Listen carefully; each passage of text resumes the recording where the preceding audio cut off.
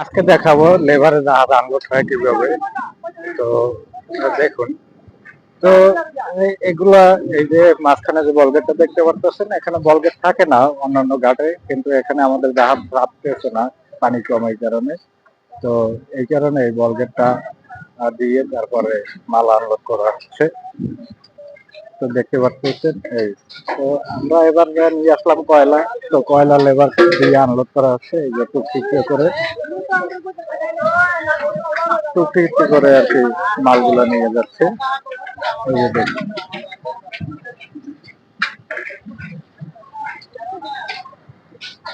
তো এখান থেকে মাল নিয়ে ওখানে যে গাড়িতে লোড দেওয়া হচ্ছে, যে গাড়িতে লোড দেওয়া হচ্ছে, এভাবে আর কি মাল ডেলিভারি করা হবে।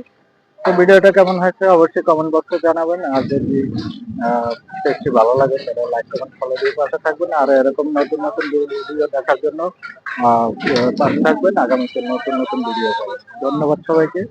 আজকের মতো এই পর্যন্তই, দেখা হবে নতুন অন্য কোনো ভিডিওতে।